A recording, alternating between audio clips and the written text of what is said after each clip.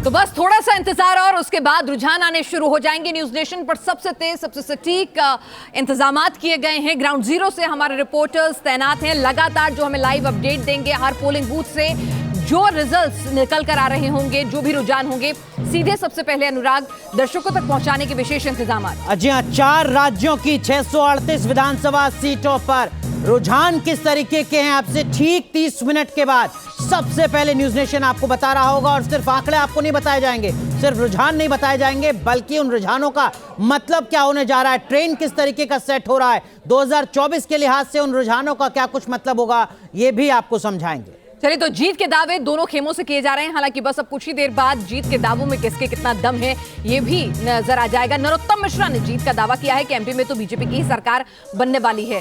तो यहां पर नरोत्तम मिश्रा का भी दावा है, जीतू पटवारी का भी दावा है। तो सब अपनी सरकार बनाने की ताल ठोक रहे हैं। एग्जिट पोल के एग्जिट पोल होंगे, पोलस्टर्स जो हैं वो भी सांसें थामे बैठे होंगे, क्योंकि उनकी भी एक तरह से अग्नि परीक्षा होती है। अनुराग सुनिए जरा।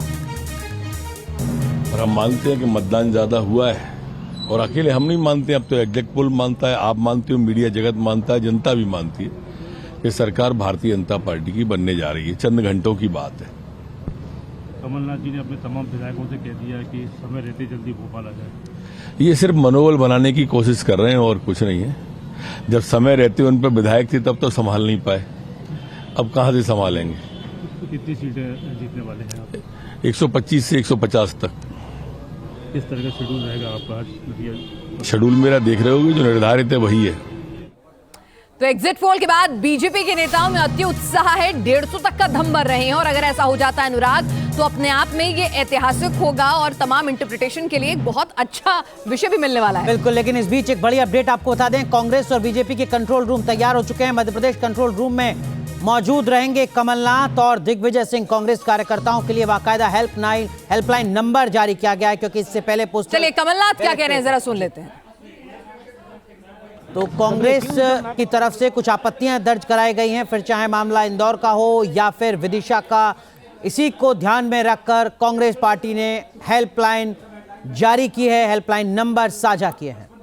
चलिए, और नतीजों से पहले मंदिर और भगवान के दर पर माथा टेकने के लिए तमाम नेता जो हैं पहुंच रहे हैं। भिलाई के मंदिर पहुंचे हैं कांग्रेस नेता देवेंद्र यादव और कांग्रेस की जीत का दम भर रहे हैं। तो नेताओं का उत्साह कह लीजिए, जो अभी विकास चंद्रा कह रहे थे कि नेताओं की खूबसूरती होती है कि जब तक नतीजे पूरे नहीं आ जाते हैं वो अपनी उम्मीद का दामन जो है वो नहीं छोड़ते हैं और जीत का दावा करते रहते हैं। भले ही अंदर खेमे उन्हें भी पता हो, लेकिन बाहर कैमरे के सामने जीत का दम हर नेता भरता दिखता है, और वही हो भी रहा है। छोटे से लेकर बड़ा नेता तक सब कह रहा है सरकार हमारी ही बनेगी। बिल्कुल, तो लोकसभा चुनाव से पहले विधानसभा चुनाव और उसके नतीजे, और उन नतीजों का मतलब बहुत ज्यादा 2024 की केंद्रीय राजनीति। और इस बीच देखिए आस्था किस तरीके से यहां पर सामने नजर आ रही है, जब तमाम नेता एक के बाद एक मंदिरों में दर्शन करते हुए नजर आ रहे हैं। हमारा एक खास पैनल हमारे साथ जुड़ चुका है, हमारे सहयोगी हमारे साथ बने हुए हैं।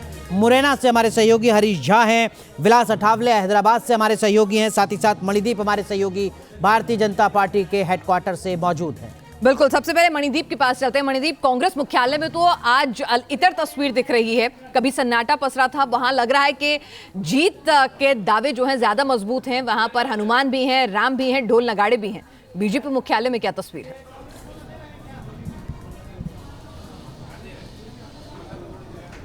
जी देखिए, बीजेपी मुख्यालय में कह सकते हैं जो हलवाई है पीछे की तरफ, जिस तरफ हम लोगों की मीडिया की एंट्री है, यहाँ से पीछे की तरफ हलवाई बैठा हुआ है। लोगों के जो कार्यकर्ता आएंगे, यदि चुनावी नतीजे बीजेपी के फेवर में रहते हैं तो जो जश्न का माहौल होगा उस समय के लिए तैयारियां यहाँ भी शुरू हो गई हैं। शामियान और टेंट पीछे की तरफ लग चुका है। लेकिन जो महत्वपूर्ण तौर पर जो कुछ एक प्रवक्ता अभी जेब में हाथ डाल करके निफराम होकर के घूम रहे हैं, उनसे जब हमने पूछा है ऑफ कैमरा, तो सभी के चेहरे पर मुस्कुराहट है। सभी का ये कहना है कि कम से कम राजस्थान हम लोग जीत रहे हैं, राजस्थान का दावा कर रहे हैं, मध्य प्रदेश में दावा कर रहे हैं कि जिस तरीके से कांटे की टक्कर थी, एंड में आखिरकार उस कांटे की टक्कर से बीजेपी उभरती हुई दिखाई दे रही है। तो तमाम तरीके से जो कार्यकर्ता हैं, प्रवक्ता हैं, उनको उम्मीद है कि 8 बजे से जो चुनावी जो रुझान आने शुरू होंगे, न्यूज़ नेशन सबसे तेज और सबसे सटीक जो नतीजे दिखाएगा, उस नतीजों को बीजेपी के फेवर में तब्दील होते हुए जनता का जो मतदान है वो दिखेगा।